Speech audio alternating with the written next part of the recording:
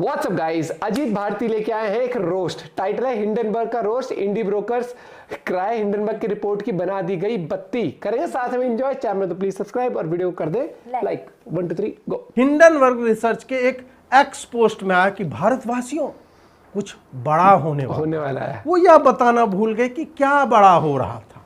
फिर राहुल गांधी, जयराम रमेश, रवीश कुमार आदि कटोरी में रिफाइंड तेल लेकर उस बड़ी होती वस्तु को और भी बड़ा करने लगे। वह था भारतीय अर्थव्यवस्था में विश्वास दिखाने वाले निवेशकों का डंडा। हिंडनबर्ग के हिडन स्थान में वह डंडा वर्ग के आकार का घाव कर गया। दोस्तों, स्टॉक मार्केट के ग्राफ में आप सबने कभी कभी एक नुकीला तीर देखा होगा। इन सारे यूट्यूबरों के स्थान विशेष में वह तीर पहले गप से घुसा और उसके अग्रभाग के तिकोने होने के कारण वो अभी बाहर नहीं आ पाया। वो तो नहीं हुआ। मार्केट के खुलने पर थोड़ा नीचे जाकर वापस सूचकांक हरा हो गया, जिससे रवीश की लाल हो गई जीभ, जिससे एंडरसन की टट्टी चाट रहा था, क्योंकि उस शॉर्ट सेलर के हिडन स्थान से आज केवल रक्त ही निकल रहा होगा। अब रवीश को भी पता चल रहा होगा कि काले पत्थर से किसका क्या संबंध है। वो स्वीडन के इस स्थान पर इस ऑस्ट्रियाई एयरलाइंस के प्लेन पर बैठकर अब जा सकते हैं, क्योंकि इनकी बातों को सुनकर मुंह से यही निकलता है। खैर, जिनका डीएनए ही घूस के पैसों से निर्मित हो, जिनका बाप कार्यालय में आने वालों की जेब से पैसे छीन कर निकाल लेता हो, जिसका भाई बच्चियों का दलाल हो, वो यदि भारत के डूबने की आशा में बैठा हुआ हो तो आश्चर्य क्या। कूड़ा कुमार, अरे कहां छुपा है हिंडनबर्ग के दलाल?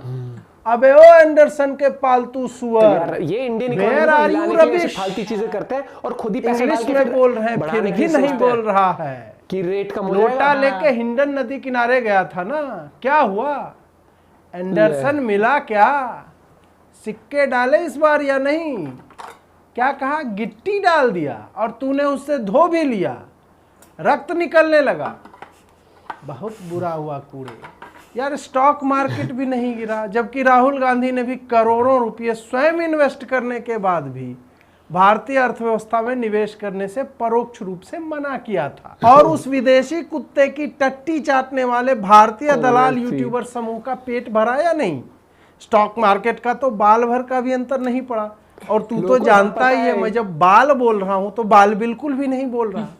और तेरा क्या जाता है, लेकिन तेरा तो डीएनए ही खराब है। चलिए एक लघु प्रेम कथा यानी लप्रेक बताता हूं। हिंदी के एक बहुत बड़े पत्रकार हुए, बाद में यूट्यूबर बन गए और पैसे ले लेकर वीडियो बनाने लगे। जहां कुछ नहीं होता वहां भी कुछ ना कुछ ले आते। इनके पिता थे एक पांडे जी, पटना सेक्रेटेरिएट के एक भवन में बैठा करते थे, क्लर्क थे। बिहार के सबसे भ्रष्ट क्लर्क या बड़ा बाबू का नाम यदि लिया जाएगा कभी, और वह संख्या यदि शून्य भी होगी, तब भी पांडे जी का नाम स्वतः दुबई से केरल आए अब्दुल के पिछवाड़े में डले गोल्ड पेस्ट की तरह प्रकाशित हो जाएगा और उसी से बने स्वर्णाक्षरों में लिखा जाएगा। प्रत्यक्षदर्शी बताते हैं कि इस बड़े बाबू से जो भी मिलने जाता था, वो अपनी जेब में 10-20 रुपये लेकर के ही जाता था। बाकी पैसे कहीं और, जैसे कि कार आदि में, या किसी व्यक्ति को नीचे कि तुम इसकी रक्षा करो, वहीं पे छोड़ के आता था। पांडे जी आने वाले के शर्ट की जेब और पैंट के भीतरी पॉकेट तक टटोल कर पैसे निकाल लेते। और ये कोई मैं बनी बनाई कथा नहीं बता रहा हूं, अक्षरशः सत्य बात है। इनके घूस खाने की कृपा से 2 पुत्र बाद में कालांतर में हुए। एक किसी बालिका गृह कांड और सेक्स रैकेट में दलाली करता पाया गया, और दूसरा खबरों की दलाली करता रहता है। तो यह थी दलाली के पैसों से प्रेम की एक छोटी सी लघु प्रेम कथा, लप्रेक। अब वापस आते हैं विषय पर। हिंडनबर्ग रिसर्च के एक एक्स पोस्ट में आया कि भारतवासियों कुछ बड़ा होने वाला है। वो यह बताना भूल गए कि क्या बड़ा हो रहा था। फिर राहुल गांधी, जयराम रमेश, रवीश कुमार आदि कटोरी में रिफाइंड तेल लेकर उस बड़ी होती वस्तु को और भी बड़ा करने लगे। वो तेल डालते रहे, वस्तु बड़ी होती रही। रविवार का दिन था, पूरा दिन खाली था, तो और तेल डाला और मला, वह और बड़ा हुआ। सोमवार को स्टॉक मार्केट खुला और सबने देखा कि क्या बड़ा हो रहा था। वह था भारतीय अर्थव्यवस्था में विश्वास दिखाने वाले निवेशकों का डंडा। जो ये तेल डाल रहे थे वह डंडा तेल पी रहा था कि सोमवार होने दो बेटा।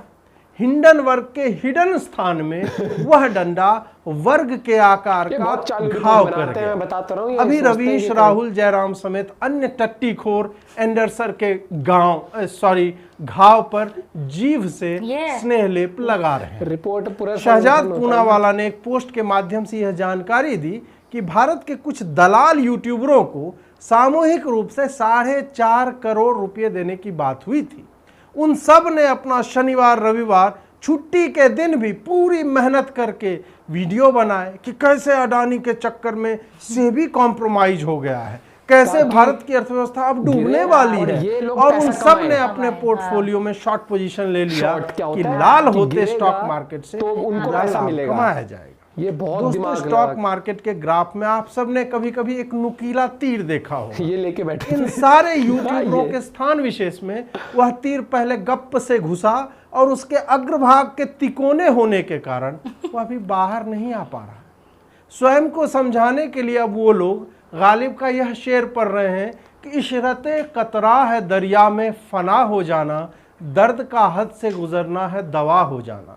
शहजाद बताते हैं कि वीडियो तो बन गई पर हिंडनबर्ग वालों ने इन्हें पैसे नहीं दिए क्योंकि उनकी मैया की छैया हो गई।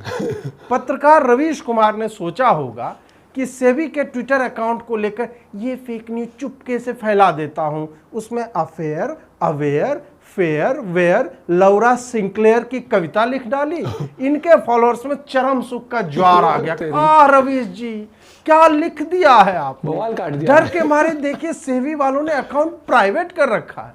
जबकि सत्य यह है कि सेबी वालों ने लंबे समय से इन्हीं जैसे के कारण अकाउंट प्राइवेट कर रखा। क्लिप कटवा भी इसका फैक्ट चेक करने गंजे की गर्दन पर चुम्मी देना बंद करके पिवट करके उसकी छाती से पीठ सटाकर लैपटॉप पे नहीं बैठा। न ही किसी जुबैर ने, जो कि आजकल विदेशी पत्रकारों से भी का फैक्ट चेकर यानी LKFC सुनता पाया जा रहा है, इस पर होंठ काटते हुए, पीछे दिख ही रहा होगा कैसे काटता है, ये नहीं कहा कि रवीश अब्बू आपने जो ट्वीट किया वो मिसलीडिंग है। रवीश ने आज कोई ट्वीट नहीं किया है, कल किया था, जिसमें ब्लैक स्टोन कंपनी को काला पत्थर लिखकर अपने नेगेटिव IQ फॉलोअर्स को आह्लादित कर दिया होगा।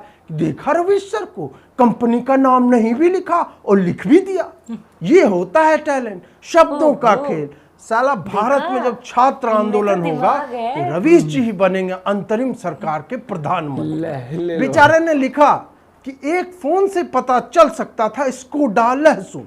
फिर लिखा कि आज 12 बजे से पहले सेबी चीफ का इस्तीफा हो सकता है या पता चल जाएगा हिंडनबर्ग की रिपोर्ट में कितना दम है। यहां जब रवीश यह लिखता है कि हिंडनबर्ग की रिपोर्ट में कितना दम है, तो वह इस बात पर अपना दांव लगा रहा है कि भारतीय निवेशकों के कितने लाख करोड़ सामूहिक रूप से आज सोमवार को डूबेंगे। वो इसके डूबने की स्थिति में लाभान्वित भी होगा और फिर ट्विटर पर ज्ञान भी कि भारत की रेगुलेटरी संस्थाएं कैसी हैं, जिन्होंने गरीब निवेशकों के मुंह का निवाला छीन लिया और आज फ्री का राशन पाने वालों के पास अनाज तो है, चावल तो है, लेकिन जिस अडानी के स्टॉक को बेचकर वह शाम में मुर्गा खाने की सोच रहा था, आज नमक और पानी के साथ चावल खाकर सोएगा और मोदी को रोते हुए कोसेगा। इस विदेशी दलाल की भीतरी इच्छा यही थी कि सोमवार को मार्केट में वही हो जो पिछले वर्ष जनवरी में हुआ था। वो तो नहीं हुआ। मार्केट के खुलने पर थोड़ा नीचे जाकर वापस सूचकांक खड़ा हो गया, जिससे रवीश की लाल हो गई जीभ, जिससे एंडरसन की टट्टी चाट रहा था, क्योंकि उस शॉर्ट सेलर के हिडन स्थान से आज केवल रक्त ही निकल रहा है। भारत में रहकर एक ऐसी रिपोर्ट जिसमें ना तो पहली बार कुछ साबित हुआ, न इस बार कोई भारतीय कैसे नाच सकता है, जबकि वो स्वयं निवेशकों के पैसे डूबने पर चिंतित होने का भी ढोंग करता है। जिसने भी यह रिपोर्ट पढ़ी उसने कहा कि इससे बेकार हास्यास्पद स्कैम के बारे में उन्होंने कभी सुना ही नहीं है।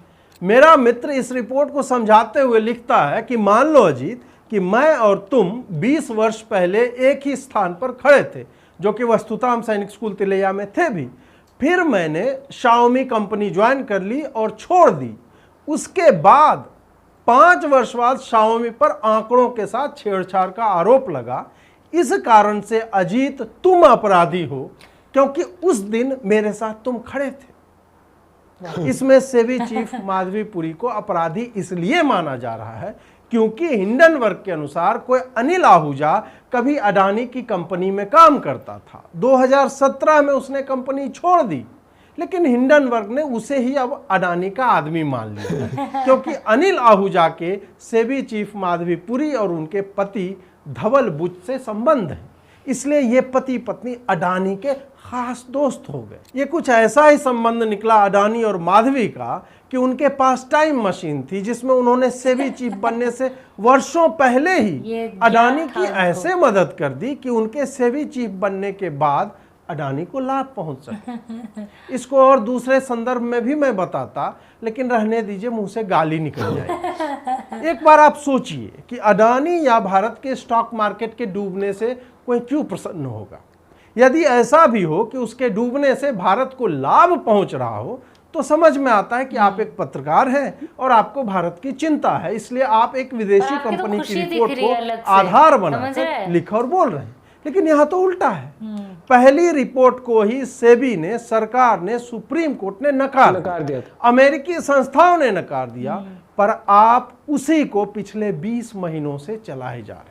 अमेरिका में ही इसी कंपनी की गतिविधियों पर रोक है, उन्हें संदिग्ध माना गया है, पर आप उसका समर्थन केवल इसलिए कर रहे हैं क्योंकि आपको और राहुल गांधी को ऐसा लगता है कि अडानी और मोदी दोस्त हैं। आपने इलेक्टोरल बॉन्ड पर लौंडा नाच किया खोल के, निकला वहां पर भी यही ऑस्ट्रियाई एयरलाइन का प्लेन जिस पे ये लोगो लगा हुआ है, पढ़ लीजिए। जब प्रत्यक्ष रूप से एक भी कंपनी पर कोई भी अपराध सिद्ध नहीं हो पाया, तो अफवाहों पर कार्य करने वाली विदेशी शॉर्ट सेलिंग कंपनी का सहारा लिया गया। ये वो लोग हैं जो भारतीय स्टॉक मार्केट के डूबने पर दांव लगाते हैं। लेंडर या दलाल से स्टॉक खरीदते हैं, मार्केट खुलते ही बेचते हैं मार्केट प्राइस पर, ताकि मार्केट पूरी तरह से गिर जाए और फिर गिरे दाम पर वापस खरीदकर स्टॉक को वापस दलाल को दे देते हैं। इस प्रक्रिया में उन्हें करोड़ों का लाभ होता है। हिंडनबर्ग ने अडानी के स्टॉक पर शॉर्ट सेलिंग करके 34 करोड़ रुपए का लाभ कमाया था। आपको क्या लगता है कि कुछ टुकड़े भारतीय यूट्यूबरों के आगे नहीं फेंके गए होंगे ताकि उसकी रिपोर्ट को गंभीरता और स्वीकार्यता दोनों मिल सके? इनका दुर्भाग्य है कि पहली बार में मुंह जलाने के बाद भारतीय निवेशकों ने मध्यमा उंगली न केवल दिखाई, बल्कि उस पर काले बड़े पत्थर को अंगूठी में जड़वा कर पहना और वो उंगली इनके स्थान विशेष में डालकर घुमा दी। अब रवीश को भी पता चल रहा होगा कि काले पत्थर से किसका क्या संबंध है। वो स्वीडन के इस स्थान पर इस ऑस्ट्रियाई एयरलाइंस के प्लेन पर बैठकर अब जा सकते हैं क्योंकि इनकी बातों को सुनकर मुंह से यही निकलता है। भारत की बढ़ती अर्थव्यवस्था से बहुत लोगों को समस्या है। वो यह देख नहीं पा रहे कि भारतीय व्यवसायी विश्व के सबसे बड़े धनाढ्यों में कैसे आ रहे हैं। उनसे पच नहीं रहा कि अडानी इतने पोर्ट क्यों खरीद रहा है। उनके लिए नया भारत दर्द का कारण है, क्योंकि इस देश को लंबे समय तक स्वाधीनता के बाद भी आर्थिक पराधीनता में लपेट कर रखा गया। यह रवीश वैसा जोंक है जो भारत की आत्मनिर्भरता का उपहास इसलिए करता है कि मोदी ने आज बोला और कल भारत में ये सब चीजें क्यों नहीं बनने लगी, आत्मनिर्भर क्यों नहीं बनता है भारत। साथ ही जो इस आत्मनिर्भर भारत में सामान बनाता है, वह चाहता है कि उसकी कंपनी केवल इसलिए डूब जाए क्योंकि मोदी के साथ उसकी फोटो है। सनद रहे कि अडानी पर मोदी के करीबी होने के कारण लाभ पाने के जितने भी आरोप हैं, एक भी सिद्ध नहीं हुआ। सरकारी टेंडर जीतकर एयरपोर्ट बनाने पर रवीश समेत पूरे गिरोह ने बताया कि सरकार ने अडानी को एयरपोर्ट बेच दिया। ये इस तरीके न्यूज़ फैलाते हैं। इनके बुद्धिजीवी हैं ये बेवकूफ। खैर, जिनका डीएनए ही घूस के पैसों से निर्मित हो, जिनका बाप कार्यालय में आने वालों की जेब से पैसे छीन कर निकाल लेता हो, जिसका भाई बच्चियों का दलाल हो, वो यदि भारत के डूबने की आशा में बैठा हुआ हो तो आश्चर्य क्या। वैसे कूड़े सर बाहर निकाल लो, अब तो चाटते चाटते तुम्हारी जीभ से लार भी निकलना बंद हो गया होगा। एंडरसन मिले तो मुझे बताना, मुझे पूछना है कि भारतीय बुक्काकी कैसी रही, बीबीसी कैसा था, बिचला बी माने ब्राउन, आगे समझदार ही हो, और हाँ तुम्हारी माँ का भाई साहब सीधी बात, नो बकवास। एक पॉइंट बोलूंगा, ये जो रिपोर्ट आती है ना, पता है क्यों आती है, सर्कुलेट क्यों करी जाती है? उनने रिपोर्ट छाप दी, अब वो लेके बैठे हैं करोड़ों रुपए, उनने का ये न्यूज डाल देते हैं, ये इससे अफरा तफरी होगी इंडिया के अंदर, इंडिया में अफरा तफरी, और कुछ यूट्यूबर्स इस तरीके से, जो भी है, मैं किसी का नाम नहीं लूंगा, लेकिन इस तरीके से खबर फैलवा देते हैं ट्विटर पे हर जगह। उसके बाद क्या होता है, रातों रात लोगों में घबराहट, भाई साहब ऐसा हो जाएगा, मार्केट क्रैश हो सकती है। सब लोग क्या होगा, क्रैश कैसे होगी, लोग ही क्रैश करेंगे, लोग उस खबर की वजह से अपना पैसा निकालना शुरू करेंगे, मार्केट हुई क्रैश। और वो लोग तो लेके, उन्होंने क्या पोजीशन ली हुई है, शॉर्ट सेलिंग की। उसमें क्या किया है, उन्होंने शेयर्स खरीद लिए, उन्होंने कहा कि आज मार्केट गिरेगी, और जब जितनी ज्यादा गिरेगी उतना ज्यादा पैसा कमाएंगे, उनको प्रॉफिट होगा जो शॉर्ट सेलिंग करते हैं। तो हिंडनबर्ग के लोग खुद एजेंसीज के थ्रू अपना पैसा लगा के बैठे थे, और बहुत सारे लोग ऐसे बैठते हैं, करोड़ों कमाते हैं, और ये होता है गेम। इसीलिए कहा जाता है सोशल मीडिया की पावर तो है, लेकिन सोशल मीडिया पे आपको रातों रात वो भी कर सकते हैं भाई साहब, वो बेवकूफ भी बना सकते हैं। और ये बाहरी ताकतें होती है जो आपके देश को इस तरीके से अंदर से खोखला करने की कोशिश करते हैं। वो उनने रिपोर्ट छाप दी, उस रिपोर्ट से ना तो गलत साबित होने पे उसको जेल होगी, ना कुछ होगी, लेकिन वो तो रिपोर्ट छापेगा, पैसे कमाएगा, निकल जाएगा। हमारे जैसे लोग अपना पैसा डुबा के, भाई साहब ये होता है, वो लोग सिर्फ पैसा कमाने के लिए बैठे हैं, और ये जो न्यूज चला देते हैं ना लोग आधे ज्यादा। एक चीज सोचना, ठीक है, अगर मार्केट गिरने वाली है, ठीक है, एक नॉर्मल देख रही हूँ, तो किसी को क्या फर्क पड़ रहा है, मार्केट गिर रही है, आपका पैसा खराब चला जाएगा क्या, किसको इतना वो है, समझ रहे हैं? मैं ये कह रही हूँ, मान ले अगर वो ये फैला रहे हैं कि भाई मार्केट गिरने वाली है, तहस नहस हो जाएगी, तो ये तो देखो ना, उसको आपसे ऐसी कौन सी हमदर्दी आ रही है, मतलब दूसरे देश में बैठे आदमी को कि भैया चिंता करो, बचा लूं इन बेचारों आज को, बचा लेता, आज बचा। ये इतने बड़े दलाल होते हैं, मैं बता रहा हूँ, इतने बड़े दलाल होते हैं बाहर बैठी हुई एजेंसीज, इनके ये नहीं खेलते कि आज पता है क्या लगता है, इंडिया के लोग सपोर्ट ही इंडिया में नहीं, आप एक नॉर्मल भी देखना कि कोई इंडियन इन रिपोर्ट्स को मतलब दोबारा शेयर कर करके वो इतना खुश कैसे हो सकता है अपने देश। एक छोटी सी बात बताता हूँ, ये बाहर के जो दलाल है ना बैठे एजेंसीज, ये बताता हूँ उनका क्या काम है। इनको नहीं फर्क पड़ता कि आज पैसे डालेंगे 5 साल में बढ़ जाएगा इंडियन इकोनॉमी, तब हम निकालेंगे। इनको ये है आज इधर खेले, कल दूसरे देश की इकोनॉमी हिलाएंगे, यहाँ की हिलाएंगे। इन रिपोर्ट में मत जाओ, देश में भरोसा रखो, ठीक है? ये बहुत बड़े लेवल पर है, ठीक है? पहले भी ये बहुत कोशिश करी गई थी, ठीक है? तब की बार, तब आपको याद होगा अडानी के शेयर कितने बुरी तरीके से एक दिन में गिरे थे। ये चीज मैं बताता हूँ। और ये जो अभी जो डिक्टेटरशिप चलाई थी ना यूट्यूब के ऊपर, मोदी डिक्टेटर है, कॉन्स्टिट्यूशन खत्म हो जाएगा, ये भी फंडिंग, ये भारी ताकतें होती है, बाहर के लोग होते हैं जो चाहते हैं कि अब की बार ये सरकार हट जाए, ये आ जाए। मैं देखूं जैसे इतने टाइम से ईवीएम हैक गा रहे थे, अब जहाँ पे जीती है, जिस जगह जीती है कांग्रेस, ठीक है, या जो भी जो गठबंधन जीत, इस बार है नहीं हुआ, नहीं फिर क्या हुआ, या मोदी तो आ गया, नहीं या पार्शियली। एक बात बता, सबसे बड़ी, अगर वरना यूपी पे तो अच्छा खासा कब्जा था, यूपी में क्यों नहीं है कोई ईवीएम? सब छोड़ो, डिक्टेटरशिप चिल्ला रहे थे, अब की बार आ गया तो आगे मोदी तो आगे डिक्टेटरशिप, या हो गया किसी का हुक्का पानी बंद, हो गई किसी को दिक्कत, या किसी को जॉब से निकाल दिया, या मान ले कोई मजदूरी करता था उसे हटा दिया। यही इंडिया में बैठे बैठे लोग बहुत सारे चलाते हैं कि वो देश बेच दिया, अडानी को बेच दिया इंडिया ने, ये कर दिया मोदी ने। थोड़े समझदार बन जाओ, प्राइवेटाइजेशन नाम की चीज होती है, प्राइवेट कराओ उन चीजों को, ताकि सरकार के काम अगर धीरे होते थे ना, तो आज फास्ट पेस्ड हो रहे हैं वो, प्राइवेटाइजेशन करने की वजह से नौकरियां और निकलती हैं, अच्छे पैकेजेस मिलते हैं। लेकिन इंडिया में आज भी वही रिवाज है कि सबके माँ बाप को लगता है हमारा बेटा सरकारी नौकरी लग जाए, हमारी बेटी की सरकारी नौकरी वाले से शादी हो जाए, सरकारी कर दे सब कुछ। अरे उसमें नहीं, उसमें सरकारी बैंक में नहीं जाना, वहाँ तो लंबी लाइन होती है, ये नहीं, हम तो प्राइवेट बैंक में जाएंगे। प्राइवेटाइजेशन जब हो रहा है, ना इसको क्यों दे रहे हो उसको, इस हिसाब से तो बैंक भी फिर इंडिया में 2-3, इसीलिए कहते हैं एजुकेशन इंपॉर्टेंट है। इस हिसाब से तो कितने गवर्नमेंट बैंक है, बस इतने ही होने चाहिए थे, जरूरत ही नहीं। इसलिए ये जो आज जो पहले जो लोग सिर्फ सरकारी नौकरी के अलावा ज्यादा रोजगार नहीं होता है लोगों के पास, आज सबके पास रोजगार है। आज तो हर चीज में करो, फिर प्राइवेट स्कूल बंद करवाओ फिर सारे। इन सबको छोड़, मैं एक चीज बहुत छोटी सी बात कर रहा हूँ, पहले कौन से स्कूलों में आपको हर क्लास के बाहर आई दीदी बैठी हुई दिखती थी? आज जूनियर क्लासेस में जितनी भी होते हैं, 3rd 4th 5th क्लास तक, हर एक रूम के बाहर आप देखो प्राइवेट स्कूल में आई बैठती है, उनके लिए रोजगार बढ़ा। छोटी सी बात, पहले कितने बैंक होते थे प्राइवेट बैंक, आज इतने प्राइवेट बैंक है, हर बैंक के बाहर, हर बैंक में एम्प्लॉइज भी, और हर बैंक के बाहर एक सिक्योरिटी गार्ड भी होता है। नॉर्मल बता, गवर्नमेंट स्कूल है जितने भी, जो प्राइवेट स्कूल में टीचर है, जॉब कर रहे हैं, जो इतने प्राइवेट स्कूल, तो बैठे रहो फिर, हम तो गवर्नमेंट स्कूल और कुछ लोग आते हैं कि डेवलपमेंट से क्या होता है मैं बताता हूँ, ये जो मॉल्स ये सब बनते हैं ना, वहाँ पर हाउस कीपिंग के लोग, वहाँ सिक्योरिटी गार्ड, सिक्योरिटी ऑफिसर्स, ये सब जो लगते हैं, वॉशरूम क्लीन करने फिर जितने शोरूम बनते हैं उनके एम्प्लॉइज लगते हैं। थोड़े से बढ़ जाओ भैया, एजुकेशन नहीं, सिर्फ एजुकेशन तो लोग बैठे हैं कि मेरे पास एमबीए की डिग्री है, फुल फॉर्म नहीं पता जी, ये वाली एजुकेशन नहीं, थोड़ा जागरूकता वाली भी। भाई बहुत बढ़िया वीडियो थी, मिलते हैं वीडियो के साथ, बाय बाय, टेक केयर।